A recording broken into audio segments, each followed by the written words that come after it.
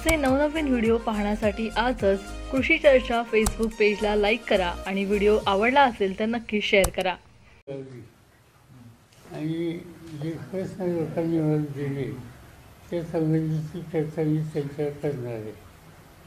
आणि याच्यानंतर मी मुख्यमंत्र्यांना एक पत्र पाठवलं.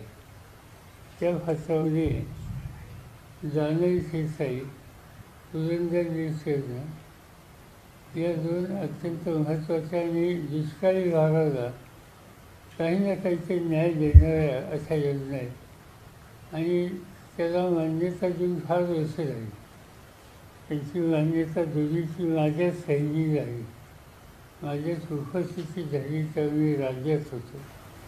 पण त्याच्यामध्ये काही ठिकाणी दुरुस्तीची गरज आहे, काही ठिकाणी एक्सपान्शन करायची गरज आहे, काही ठिकाणी विहिरं बांधण्याच्या संबंधीचे प्रश्न आहेत.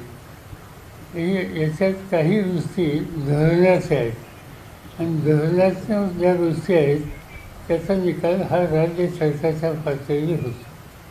आणि म्हणून मी मुख्यमंत्र्यांना पत्र पाठवले की या संबंधीची एक बैठक घ्या. त्या पत्राची प्रत दोन्ही उपमुख्यमंत्र्यांना पाठवली आणि मुख्यमंत्री ठरवतील त्या दिवशी त्यांच्या अधिकाऱ्यांच्या सह ही बैठक मुंबईला लावावी अशी माझी विनंती आहे. मी टेलिफोनवरच त्यांच्याशी बोलणार आहे आणि उद्या गेल्या त्या बैठकीच्या नंतर या दौऱ्यात जे काही माझ्या कानावर आलं, मग ते पुरंदरचं असेल, पुरंदर तालुक्याचे प्रश्न फार आहेत, इंदापूरचे आहेत, बारामतीचे आहेत, दौंडचे आहेत. हे चार भागातले प्रामुख्यानं जे काही इश्यूज आहेत ते त्यांच्यासमोर मांडले जातील आणि त्यातनं काहीतरी अनुकूल निर्णय घ्यायचा प्रयत्न हा माझा आहे. तर या दौऱ्यामुळे या सगळ्या गोष्टी स्पष्ट झाल्या.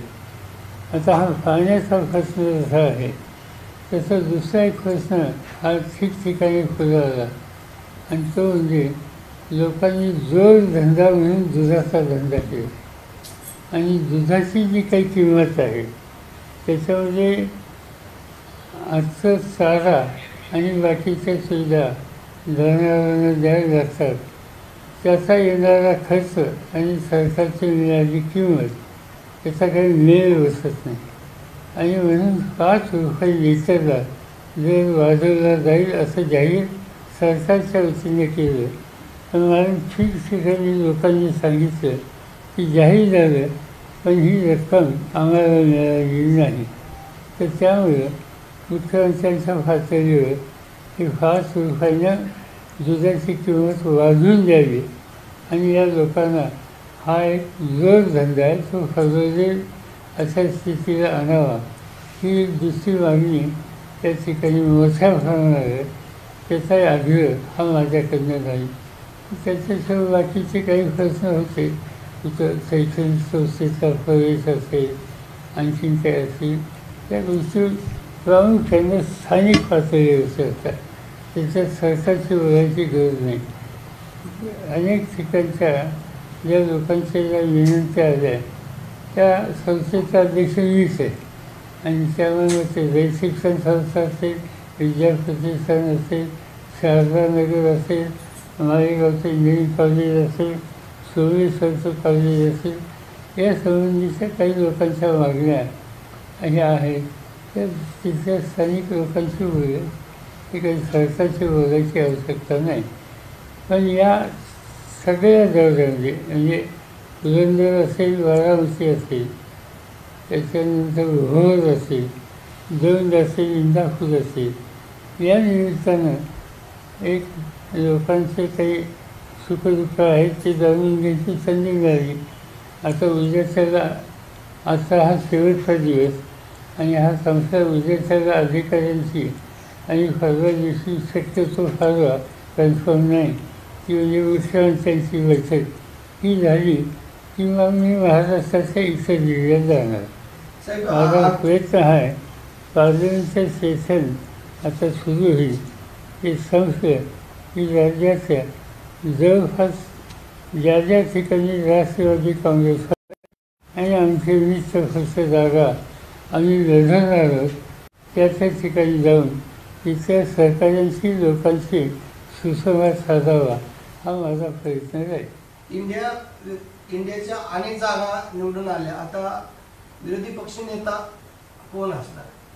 असं आहे की आमचं फादरांचं शिक्षण हे 26 का 27 पासून सुरू होतं. तर त्यावेळेला आम्ही काही चर्चा केली.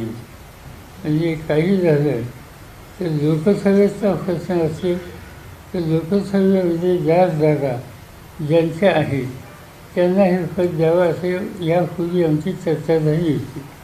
आत्ता ज्या जागा काँग्रेसच्या आहेत आणि त्यामुळे काँग्रेस पक्ष ठरवेल की पुन्हा करायचं आणि काँग्रेस पक्ष ठरवेल त्याला आम्हा सगळ्यांची संमती त्यांना घ्यावी लागेल.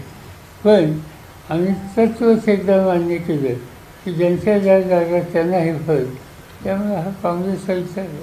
लोकसभा अध्यक्ष आणि उपाध्यक्षाचा एक विषय आहे. अध्यक्ष ऑब्विसली रुलिंग पार्टीजवळून उपाध्यक्षपद विरोधी पक्षाला यावं असं एक लिखित संकेत आहे, पण ते होईल का? मागच्या वेळेस फायदा नव्हता. मोदी साहेबांनी त्यांच्या या काळात हा संकेत फाळला नव्हता. पण चर्चा होईल, पण त्यातनं काही निघेल असं मला वाटतं. आशा आहेत कमी, कारण एवढंच जनतेने जागे मानले तरी जनतेने जागा द्यायला. पण मोदी हे मोदी आहे. मोदींच्याकडनं त्याला कितपत संमती मिळेल याची शंका आहे. राष्ट्रीय स्वयंसेवक संघाची बैठक झाली, त्यांच्यामध्ये असा निकष आलेला आहे की फार मोठा पराभव त्यांना पत्करावा लागला आहे.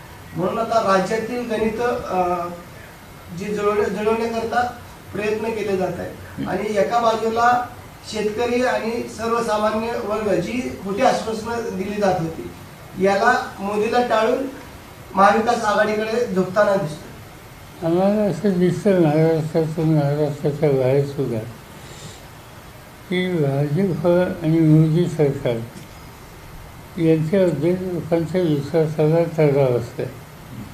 मोदी साहेब सतत सांगत होते की मोदींची गॅरंटी, त्या गॅरंटीवर असा लोकांचा विश्वास नाही हे या निवडणुकीमध्ये दिसतं. सर, दुसरं असं, राज्यात ओबीसी आंदोलन जोर धरतंय. म्हणजे जसं जरांगेंचं आंदोलन झालं त्याला काउंटर म्हणूया का आणखीन काही अनरेस्ट आहे, विशेष करून मराठवाड्यामध्ये. याचा सोल्युशन एकच आहे, केंद्र सरकारने याच्यात पुढाकार घ्यायला पाहिजे. काही ठिकाणी कायद्यात बदल करावा लागेल, काही ठिकाणी केंद्र सरकारचं आणि राज्य सरकारचं धोरण याच्यात बदल करावा लागेल. या दोन्ही लोकांच्या ज्या मागण्या आहेत त्या मागण्याच्या संबंधी मार्ग काढायला सरकारने, विशेषतः केंद्र सरकारने पुढाकार घ्यायची गरज आहे.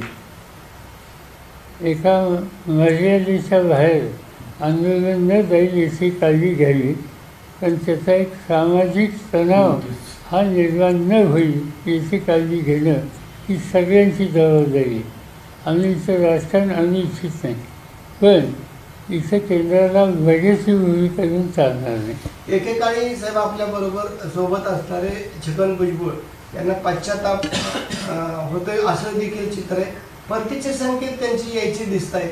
आम्हाला तर माहिती ते म्हणतायत मी राष्ट्रवादीसोबत आहे पण दादांसोबत नाही. या विधानाचा अर्थ काय घ्यायचा नेमकं? सांगता येत नाही. त्याच्या पार्श्वभूमी काय ते असं का म्हणतात, माझी त्यांची काय वर्षा सांगण्यात भेट नाही, त्यामुळे मला माहिती काही संपर्क त्यांच्याकडनं नाही. सर, या निमित्ताने राज्यामध्ये ओबीसीचं खूप मोठं अनरेस्ट आहे. म्हणजे त्यांना असं वाटतं की कुठलाच पक्ष आमच्याकडे लक्ष देत नाही, लोकसभेत ठरवून जागा पाडल्या गेल्या ओबीसीचं. असं एक विशेष करून मराठवाड्यात ते चित्र दिसलं. म्हणजे जरांगेंच्या आंदोलनाचा इफेक्ट असेल किंवा आणखीन काही. मी जे सांगितलं की या प्रश्नातून सामाजिक तणाव न वाढेल याची खबरदारी राज्य आणि केंद्र सरकारने घेतली पाहिजे. आणि ते करायचं असेल तर केंद्र सरकारने या दोन्ही बाजूच्या प्रश्नात लक्ष घातलं पाहिजे आणि याला सोल्युशन लवकरात लवकर दिलं पाहिजे. आम्हा लोकांचा हा आग्रह राहील. दिल्लीमध्ये पार्लमेंटमध्ये सुद्धा या संबंधीची भूमिका यापूर्वी मांडली होती, सुप्रियांनी मांडली होती.